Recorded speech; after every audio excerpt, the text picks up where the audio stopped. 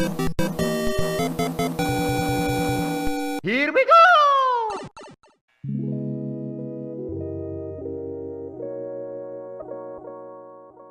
Welcome to the Nintendo Power Zone, guys. It's your boy NyceOne and we are back with a brand new unboxing video. And I know we haven't done one in a long time, but we got a great one for you today.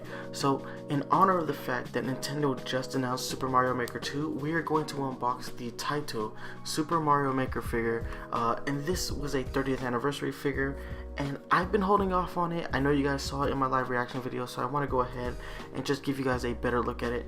Now, unfortunately, this box is completely thrashed because of the way that it was shipped. I will never order anything from AliExpress again. I have learned my lesson. But anyway, guys, let's go ahead and get this bad boy unboxed so we can take a look at the figure itself.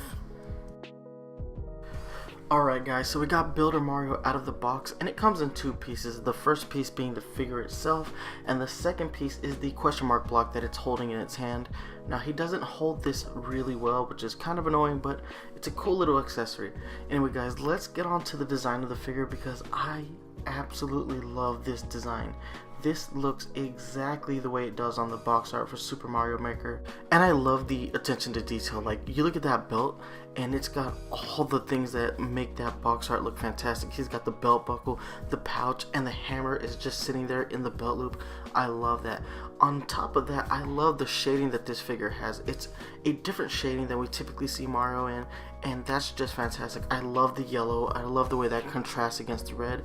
Like, as we scroll up this figure, just take a look at the face design. It's really, really well done.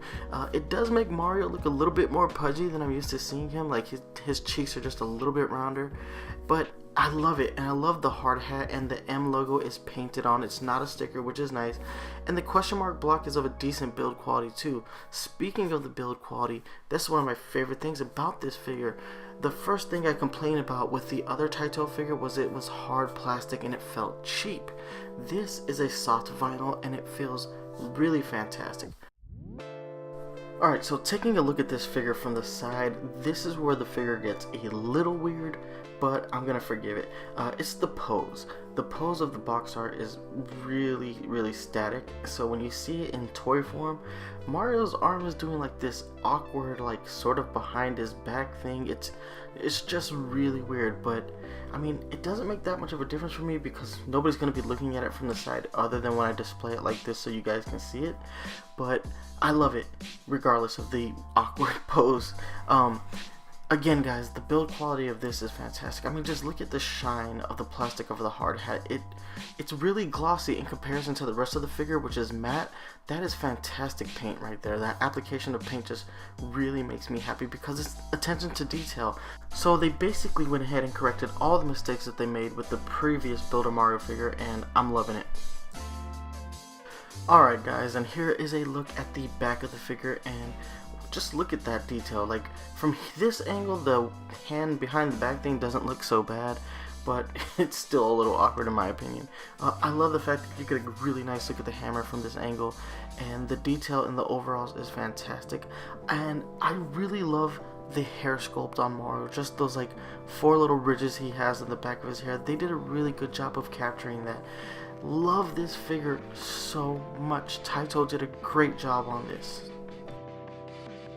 Alright guys, it is comparison time, so we went ahead and we got the other Taito Builder Mario from the 30th anniversary, and as you can see, there are some key differences between the two figures. Specifically, the one on the left is a posable figure, so his arms and legs go up and down, and he has limited range of motion in his head. But aside from that, the biggest difference between the two is the build quality. The one on the left is a hard, thin plastic, whereas the one on the right is a soft vinyl. If you ask me which I prefer, I definitely prefer the soft vinyl because it doesn't feel as flimsy or as cheap as the one on the left.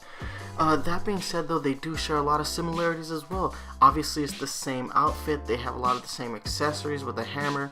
The color schemes are virtually identical. I know it's a little bit hard to tell because of the lighting in this specific image, but they are virtually the same color.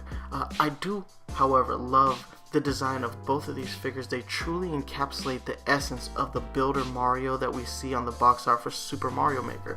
So Taito does a really good job of capturing the essence of Mario. I think they just need to work on their build quality a little bit more. I would like to see them do more figures like the one on the right versus the one on the left. Anyway guys, we're going to go ahead and move into score time, okay?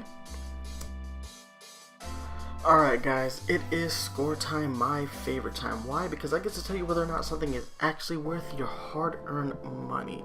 So as always, let's go ahead and start with the appearance. This figure truly captures the essence of Builder Mario. The pose, it looks exactly the way it does on the box art for Super Mario Maker. So as far as its appearance is concerned, I'm giving it a 10 out of 10. It completely captures the essence of Mario. Now going on and moving into the build quality, I am super excited to say that the build quality of this figure is far superior to that of the previous Builder Mario figure that Taito released. This figure is a soft vinyl and it makes all the difference in the world. It doesn't feel cheap.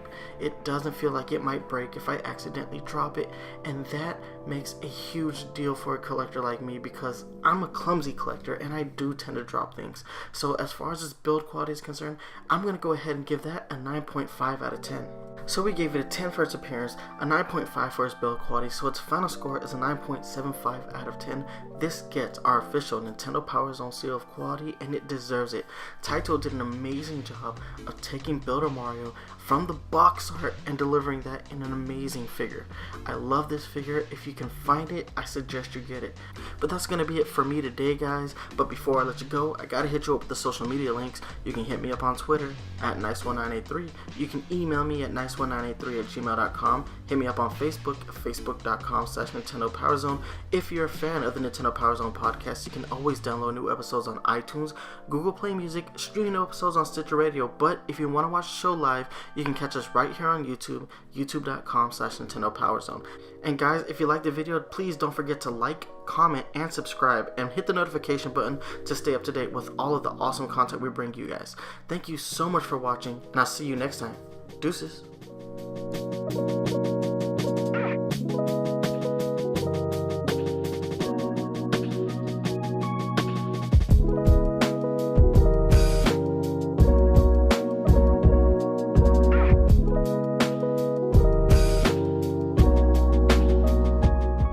Hey guys, one last thing before we let you go. We would like to announce that the Nintendo Power Zone podcast is now available on Spotify. It has always been the goal of the Nintendo Power Zone team to make our show available to as many people as possible, and now that the podcast is on Spotify, we hope it brings many new ears to the show. So if you haven't enjoyed the audio version of the cast, you now have one more way to listen. Just search Nintendo Power Zone using the Spotify app.